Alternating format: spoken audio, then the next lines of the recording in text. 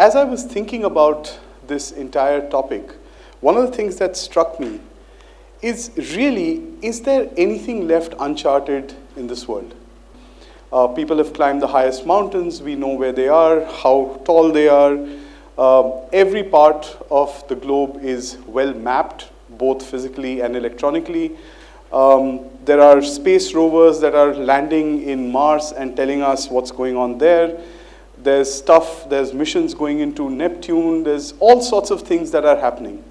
And more importantly, think of the ubiquitous little computer that all of us carry in our pockets called the cell phone. Today's cell phone can be a compass, it can be a searchlight, it can be a search engine, it can be an electronic map, it can be pretty much anything that you want it to be. And I guarantee you that the computing power that is there in this room today, which is lying idle right now because all your phones are switched off, if put together in some sort of virtualization computing power sharing environment, would be more powerful than the first supercomputer that put the man on the moon. I would think that there is a hypothesis that I'm presenting to this group right now. It's just a hypothesis, we'll discuss it, and at the end, I'll leave you to make your conclusions as to, is there anything left uncharted? My hypothesis is that as the power of the human mind has gone ahead and created a map and a chart of most of the physical world, the thing that is left the most uncharted is actually the human mind and the human brain itself. Some of you who are more scientific oriented or perhaps even slightly skeptical would say, but wait, what about the fMRI? fMRI is this wonderful new technology that will essentially help you map your brain. It will essentially get to a point where you will be able to look inside your head and see parts of your brain light up depending on what's going on in your brain at that point in time. How you are reacting to emotions, are you taking risk, are you not taking risk, are you feeling pain, are you feeling joy, etc. It's this wonderful new innovation that has happened in the last 10 or 15 years that literally allows you to look inside your brain. We have seen that with every new technology, there are also effects that that technology brings. And let me talk to you about an experiment that is quite interesting as far as the fMRI is concerned. In 2009 in San Francisco, there was a meeting around several neurologists on human brain mapping. There was a gentleman called Professor Craig Bennett who presented a paper, and that paper is very nicely titled, and I'm going to read the title out for you because it is, it's an interesting title. It says, Neural Correlates of Interspecies Perspective Taking in the Postmortem Analysis of Atlantic Salmon, an Argument of Multiple Comparisons Correction. Now, if you look behind that jargon, all that it is an experiment that Professor Bennett did. What he did was he took a bunch of Atlantic salmon and hooked their brains up to this wonderful machine called the fMRI. And then in front of these Atlantic salmon, he put a series of photographs of human beings with different expressions. Expressions of joy, expressions of sorrow, expressions of fear, doubt, etc., etc., etc. And then this fMRI would make the brains light up as it does. And Professor Bennett noted down all of those and found, to his surprise, that it was actually very strongly correlated amongst different kinds of salmon. i.e., he concluded that those set of Atlantic salmons, through the fMRIs, are able to actually distinguish and recognize human facial expressions. Now, as you can imagine, this would have been an absolute breakthrough study under normal circumstances, which is that fish can actually look at human beings and make out whether they're feeling sad or happy or whatever. It is absolutely Nobel Prize winning material when you realize that the fish are actually dead. And that's why in the title, very cleverly, he writes post-mortem Atlantic sermon.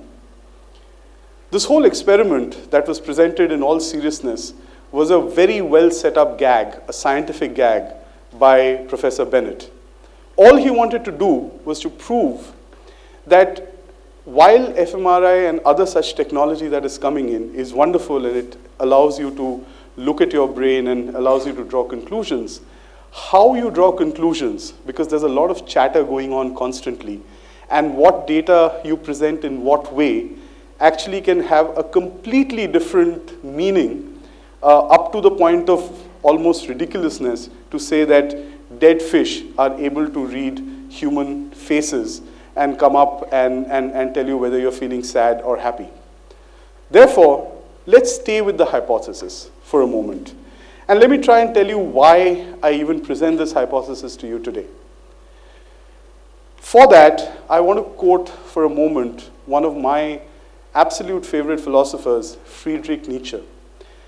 Nietzsche is not a favorite amongst a lot of people, primarily those who have a very strong religious bent of mind or a very strong dogma around religion and philosophy. However, he is one of my favorites. And this quote is something that I think of a lot. It says, "You need chaos in your soul to give rise to a dancing star." I think mankind has taken the first part of his quote very, very seriously. You need chaos in your soul. Whether that chaos has actually given rise to dancing stars everywhere, I don't know. But let me show you what I mean by chaos in the soul of mankind. This chaos, again, I am hypothesizing, is what leads people and nations in different directions. It is this chaos in your soul that lets you follow an iconic leader hundreds of miles, sometimes barefoot, into an area to go create salt from the ocean because you want to protest against an unfair tax, a tax that you believe is unfair and you will not pay it, and to make a protest, you go and you follow this iconic leader. It's not easy. It takes guts, it takes doing, but people do it. It's also the same chaos that in 1989 in Tiananmen Square makes one individual believe that he can stop an entire armored column of tanks. Makes one individual stand up against what he believes is the tyranny of his own state, of his own country, of his own government. He's a student. He is like most of you, probably the same age as most of you, and it's that chaos in the soul that allows him to do that. It is also the same chaos that can take various forms. It can take the form of the picture on my right, your left, of an individual that all of us know, sits in front of the television, gorges on rich, starchy foods, and the only thing he exercises is the right-hand thumb on the remote control. It's the same chaos that makes the person on the other side climb mountains, legs or no legs. When we look at, those are individuals, when we look at societies, and we look at what societies seem to learn or not learn from history, and I found these two very poignant pictures. The one on the left is all the Jews being rounded up to take into a ghetto in Nazi Germany in 1939. They were taken to the ghetto, from there on to the concentration camp, from there on to the death camp. The picture on the right was taken just a few months ago. It's in color, it's high definition, etc., etc.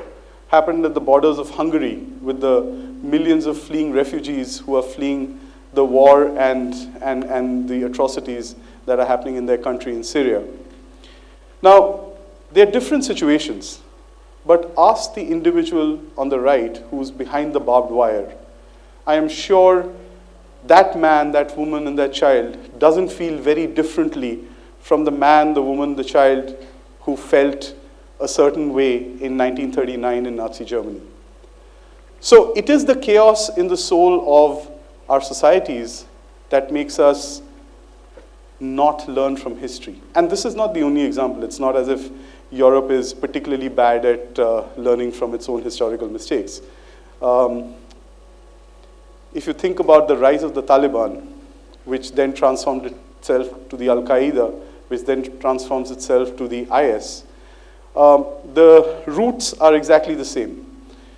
A set of people being armed to fight against somebody who is not politically convenient to you. When that fight ends, you essentially leave them be. That then mutates and transforms itself into a much more dangerous outfit than you had assumed. So mankind, I don't think, quite learns from history. But it is also the same chaos that makes us rewrite history. We now have a pope who is willing to have a discourse and a discussion on church laws around divorce, which have been very, very rigid for very many years.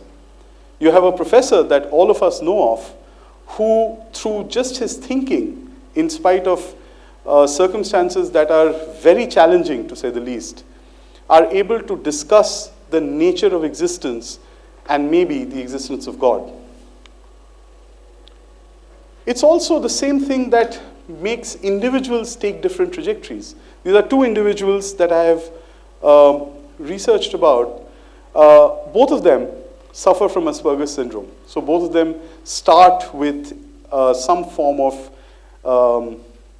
lack of normal ability, let's say. I wouldn't call it disability because it's a syndrome.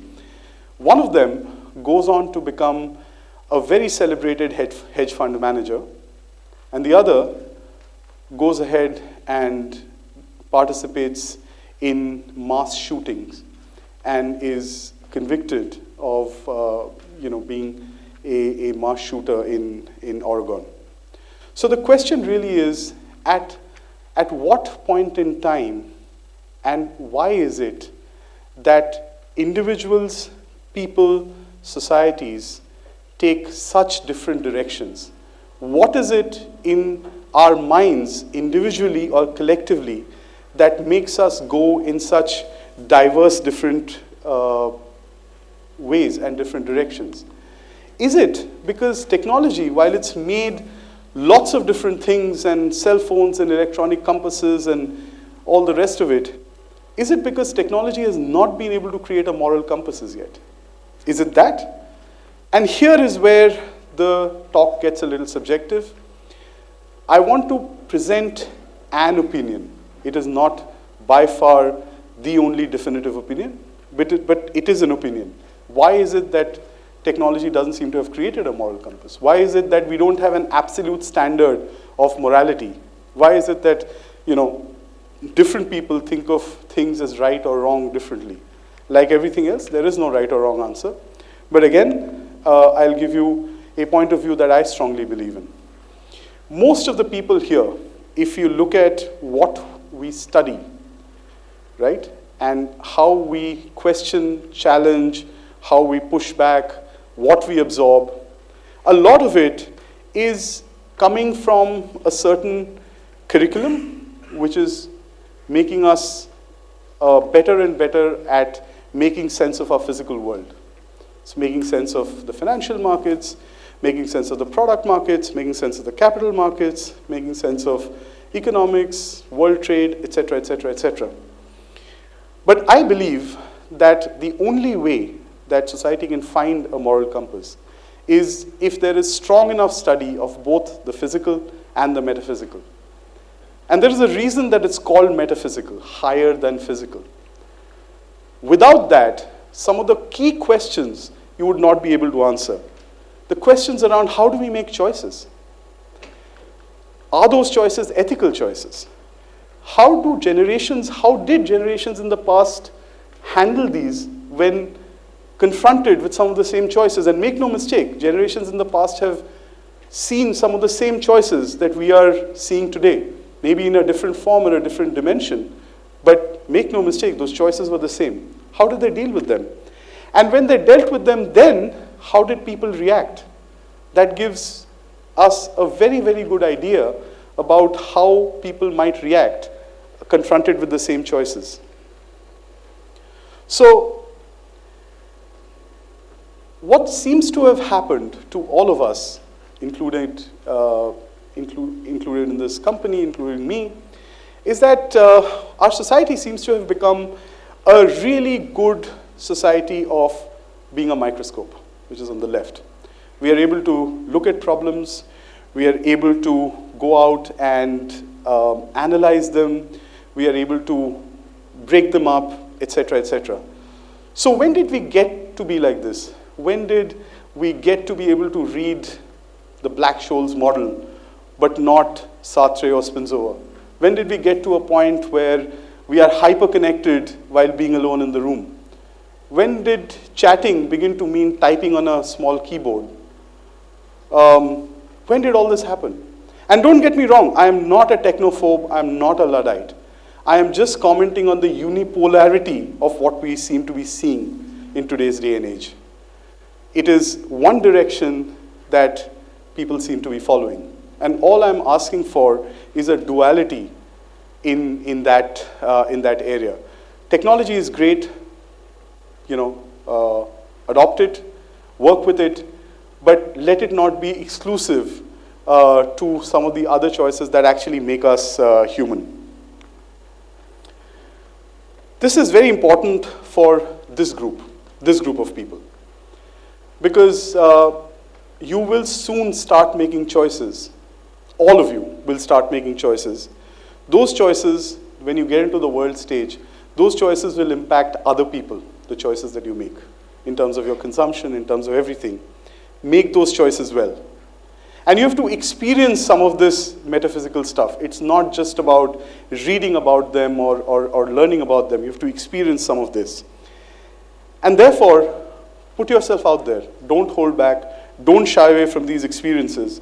Because as one of my favorite authors, Mark Twain, said, that all that you will regret, and I can tell you this through my personal experience, all that you will regret will be the stuff that you didn't do, as opposed to anything that you did. Explore, dream, discover. And while you explore, while you dream, you'll discover that you are going into your own uncharted territory, the uncharted territory in your mind. Others have been there, but it'll be uncharted for you. And my only piece of advice to this group is, when you get into that uncharted territory, please do not leave your moral compass back at home. Thank you.